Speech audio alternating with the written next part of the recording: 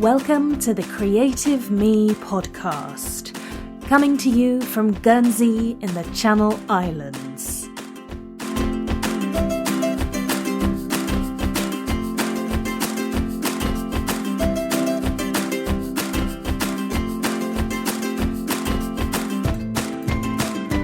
This episode is kindly sponsored by Freedom, the app that helps you block distracting websites and get more done.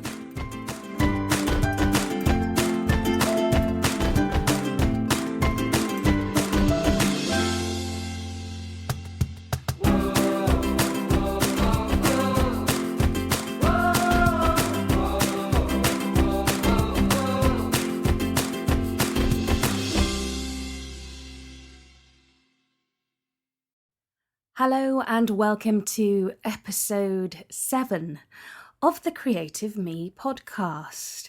I really love how podcasting weekly means I start racking up the episodes. It's great to be reaching episode 7 so quickly. Today's show is focusing on how to stay sane using social media, how to keep it enjoyable for you. And this topic was suggested to me by a Creative Me podcast listener. I have a listener. This is fantastic news. I'm absolutely thrilled. So, Michelle, thank you so much for suggesting this topic. And I'm looking forward to sort of talking a bit about how I handle my social media, both for personal and business, and indeed how you keep it enjoyable, because I get a lot out of using social media, so I'm hoping to share some hints and tips. Before we crack on with the main topic of the show, I just wanted to give you a quick Mebox update, Mebox being my stationery subscription service. I have just launched Mebox Taster, and what this is, it kind of does what it says on the tin, I suppose. I was conscious that in order to purchase an exclusive Mebox, you need to ensure that you sign up to either a monthly subscription or to purchase just one box between the 1st and the 7th of the month. And I know some people were missing the sign up, despite the fact that I do offer the service of email reminders. And for some people, the price point of £15 is possibly too high, certainly to commit to on a monthly basis. And I genuinely understand that. Some people perhaps were not sure whether they wanted to commit to a Mebox yet, which again, totally understand. So what I've introduced is a product that's available all the month round, and it's half the price of a regular Mebox. And it's basically a little, it's an A5 manila envelope stuffed with the type of gorgeous goodies you get in a Mebox. There'll always be some greeting cards in there, and a couple of other little bits and bobs like maybe an art print, a colouring page, a gift tag, a postcard, something like that. And the stock that I'm using is from previous Meboxes. So if you are ordering a regular Mebox or signing up for monthly Meboxes, you get that exclusive first look at all the stuff. I always get some extras printed, and I was very much anticipating using those extras for kind of a taster product of this nature. So it genuinely is a taster of what you get with a Mebox. So that's Mebox Taster. They're £7.50. That includes worldwide shipping. And you can find out more over at martinellis.com/me-box-taster. If you've got any questions, drop me an email, martin@martinellis.com. Okay, on to the meat of the show. So how do you keep social media enjoyable for you? How do you ensure it doesn't become a chore? How do you stay sane using social media?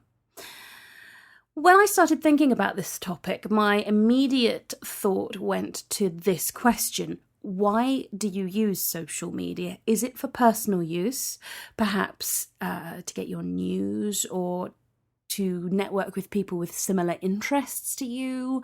Or is it for business purposes? Now, I was thinking that the strategy you use to approach both types of social media use would be vastly different. But then I considered myself, and I use social media for personal use and for business use. But I very much am my business, and I'm a small business as well. You know, I don't have hundreds of employees. I have me. And as such, I think my approach to personal use and business use is pretty similar. So when I talk about my process in a minute, actually, it very much applies to both. I do genuinely appreciate that if you're a big company, then there's a need for strategy and there's a need to, very much use social media differently. But I'm answering the question from the point of view of someone who uses it for personal use and small business use, but very much on a personal level. I hope that makes sense. The most useful and most important tip I have for staying sane on social media and not experiencing overwhelm is to turn off notifications on your mobile device, and also to turn off email notifications. Turn off any form of notification you have on social media. Full stop. No exceptions. This is how I manage to not feel overwhelmed by everything going on social media. So what this does is it ensures you use social media on your terms. So you are going to social media rather than social media pulling you in. That is the most important thing that I've done for managing that particular sort of element of my communications. Turn off all notifications. So push notifications on your mobile device, emails, everything. That's Martine's controversial social media top tip number 1. Number 2, don't be on everything. You don't have to be on every single social media platform. There is pressure to do so. Snapchat, great example. I know it's going to be huge. I know it's going to overtake Twitter and eventually Instagram as well, I'm quite certain. However, right now, for me, it's not kind of fitting very well. I can't quite put my finger on why. Maybe it's the demographic. It still seems quite young to me. I'm not sure, but it's not fitting and I'm not worried about it. I probably will get active on Snapchat at some point, but right now it's not for me. And that's okay. My time tends to be spent on Pinterest. It fits with my enjoyment of the sort of visual inspiration side of things. It's also good for my business. Instagram also fits in that category as well. I would say of all of the social media platforms I use, Instagram is my favourite. Twitter, I use probably, I would say Twitter's number 3. It probably goes Instagram, Pinterest, Twitter in terms of the volume of use from my point of view and level of enjoyment. What I love about Twitter is the fact that I get my news from it. Facebook is definitely number 4. I'm not a massive fan of Facebook. I don't put huge amounts of time into it. The notification system on Facebook's pretty good, so I don't feel that I have to commit to being on there every hour. You know, I can do once a day or once every 2 days and catch up very easily. So those are the big 4. And the message is you don't have to be on everything. I think 4 is a fair bit. There is a 5th that I'm pretty excited about, and I've mentioned this one before on a previous podcast or 2, and that's Anchor.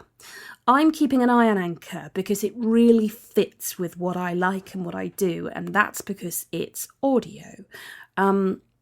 And what I will do after this show is, in order to encourage you to give Anchor a try, I'm going to record a question on Anchor, and hopefully some of you listeners will get yourself on Anchor and verbally respond to my question. It's almost like leaving voicemails for one another. I don't put a massive amount of time into Anchor. I check in when I remember to, which isn't very often. But something that is going to start making me use Anchor more is that they have improved how the audio clips embed in Twitter. They are embedded directly in a tweet, so you don't have to leave Twitter to listen to them. So it's almost like combining 2 social media platforms in one. So Anchor is the one that I've chosen to maybe invest a little time in investigating. But otherwise, really, those are my big Big 4/Big 4.5. You don't have to be on every social media platform out there, unless you're a massive business, and then you kind of need that sort of broadcast approach, I guess. Not that I particularly agree with it, but you see so many big companies using social media badly insofar as they are just broadcasting as opposed to engaging with people. But maybe that's another podcast episode. Next, I want to tell you about a couple of tools that I use to help me manage my social media and stay sane. And the first is Buffer. Buffer is a sort of social media message scheduling tool, and it talks to Google Plus, which incidentally I don't even class myself as on Google Plus. I just post to it automatically via Buffer. So I am on there, but I'm not, if that makes sense. It goes to Twitter, Facebook pages. You can also post to Pinterest. Interestingly, that's really hard to say, but I've not explored that yet. It's brilliant. It covers all the big ones, and what you're able to do is schedule your tweets, and that's really helpful for me. Oh, sorry, not just your tweets, your Facebook posts and so on. I also use a service called Quuu, and that is spelled Quuu. And what Quuu does, for a small fee, they will hand curate content for you under certain topics. You have to pick the topics, of course, and then push it automatically to your Buffer. So that way you are able to share relevant content with your readers without spending all the time searching for it. You do have a bit of time before it posts to double check it's the type of content you want to share, and also to read the content. That's what I do. So it's like having someone just reading all the things and picking out stuff that you actually would be quite interested in and allowing you to share that with your followers. Before I wrap this up, I do have another way that I do reasonably well, but I'm trying to do better in order to ensure that social media remains highly enjoyable for me. And this is going to sound obvious, but interacting with other people. As I alluded to earlier, regardless of whether you're using social media for business or for personal use, it's not a broadcast platform. Twitter, Facebook, even Instagram. It's not just about broadcasting about you and what you do. It's about interaction. I think what I'm going to do is I'm going to set myself a number and try and ensure that every day I interact with at least 5 or 10 or whatever the number I set, different people on different platforms, just to ensure that I don't forget the need for that engagement. Does that make sense?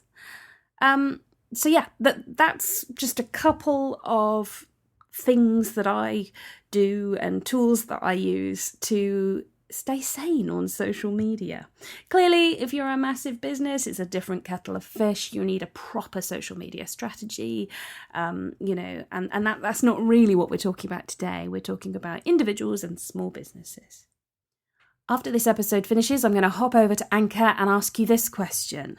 How do you stay sane on social media? How do you ensure it stays enjoyable for you?